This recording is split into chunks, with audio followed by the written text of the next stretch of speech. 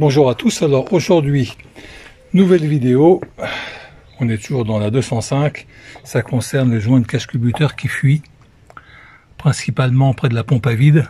La pompe à vide c'est ça, voilà, vous avez un joint qui fait un tour comme ça fuit par là, mais je pense que ça doit fuir derrière. Donc on va démonter tout ce qui nous gêne au-dessus, c'est-à-dire ça,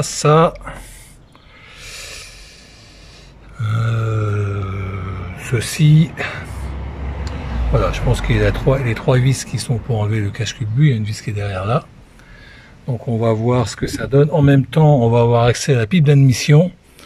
Théoriquement, celle-ci devrait être propre, parce que je fais jamais de ville, je fais toujours de la route et je suis, on va pas dire à fond, mais quasiment tout le temps. Donc ça ne devrait pas s'encrasser, ça sera la surprise.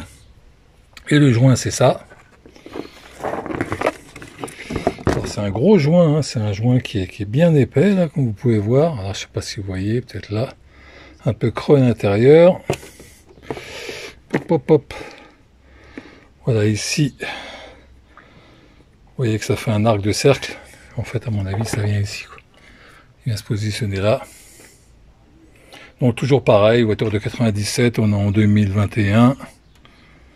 Donc, une voiture qui a 24 ans. C'est toujours le même problème. Si vous avez vu un peu les vidéos, ça fuit à gauche, à droite, mais ça, c'est normal. Les joints vieillissent, se rétractent et fuient, que ce soit pour le radiateur de chauffage comme on a vu récemment, ça ou d'autres. Voilà, donc je vais commencer à démonter et puis je vous reprends. Donc là, il n'y a rien de très difficile. S'il y a des problèmes, je les mentionnerai. À tout à l'heure.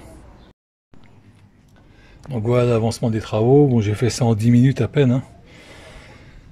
Donc j'ai enlevé le conduit d'air qui va de là à là. Il y avait 2-3 vis d'attache. Il y avait un petit conduit rigide que j'ai enlevé. On va aller voir tout à l'heure. Donc pensez à remettre les vis que vous enlevez. Là c'était pour guider un petit câble de gasoil. Oui, c'est ça. Voilà, il y avait cette durite ici. Alors, avec un serflex un peu spécial. Je ne sais pas si vous voyez, il faut une pince spéciale. Si vous n'avez pas ça, vous ne pouvez pas l'enlever. C'est une pince qui ressemble à ça. Voilà. En fait, vous voyez, vous avez les morts qui tournent avec deux petits creux au milieu de l'empreinte qui permettent d'aller de chaque côté. Et la petite partie qui est en relief là n'est pas prise par la pince. Voilà. Donc ça se trouve dans les magasins de pièces auto, hein. Vous ne trouvez pas ça n'importe où. Alors le fameux conduit, on peut voir que c'est quand même pas mal dégueulasse, même pour une voiture qui fait pas de ville. Alors le petit bout, je vais vous le montrer. Voilà le petit bout. Alors c'est pas bouché, hein. Mais il y a quand même un peu de merde. Ça mériterait un nettoyage qui sera fait ultérieurement. Parce que j'ai vu également qu'il y avait sur cette durite ici, alors je sais pas si on la voit, qui est pleine d'huile. En fait elle est fondue là. Est-ce qu'on la voit? Je sais pas. Ah, voilà, en fait elle est fondue derrière. Donc comme c'est le retour d'huile, ça va en foutre partout. Voilà.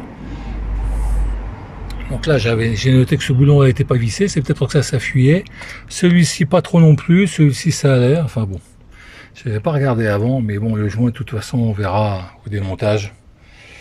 Il doit être un petit peu dur. Donc là la culasse bouge, enfin le couvre-culasse. Donc là je vais l'enlever et puis on va voir ce que ça donne.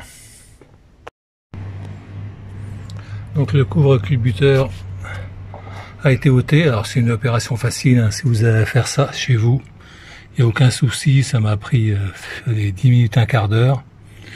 Donc la fuite qui se situe ici, on voit qu'il y a un peu de dépôt de merdouille là. Bon, on va nettoyer tout ça évidemment, hein. C'est pareil, ça repasse là. Bon, bah de toute façon il n'y a pas grand chose à dire là-dessus. Le couvre-culbu, le voilà.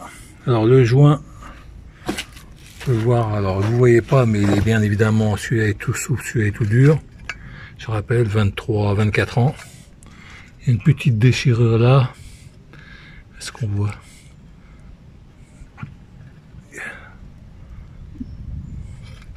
C'est pas moi l'enlevant, parce que j'ai enlevé tout doucement. Ça y était, j'ai vu aussi des craquelures à gauche à droite. Ici aussi, il y a quelque chose de louche. C'est tout cramé en fait, si on voit ça, ça part là.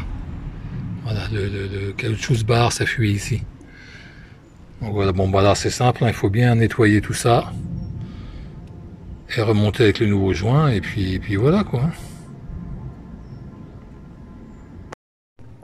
Bon et bien voilà, c'est terminé, donc tout a été remonté de façon relativement simple, il n'y a pas de gros problèmes. J'ai plus été embêté par ce Serflex bizarre que je recommande de changer pour en mettre des comme ça là, à visser. Bon, il faut quand même l'outil pour le démonter à moins que vous le cassiez, mais là j'en ai pas sous la main, donc j'ai remonté celui-là. Ça a été facile à démonter, mais un peu plus compliqué à remonter. Sinon, il y a les 3 vis de culasse, enfin de couvre-culbuteur. Celle-là, c'est le CP1 qui est en dessous. Bon, il faut les serrer pas d'un seul coup, hein, vous les serrez progressivement, une par une. Pas comme des bourrins, parce que ça reste de l'alu. Ici, c'est la même chose. Voilà, sinon pas de problème. Pour ma part, j'ai la durite ici, qu'on peut voir, qui est bien fendue, qui va me faire pisser l'huile. Celle-ci, il faut absolument que je la change. Sinon, c'est reparti pour un tour, quoi. Voilà, donc j'espère que cette vidéo vous a plu. Je vous dis à très bientôt pour de nouvelles aventures. Portez-vous bien. Bye.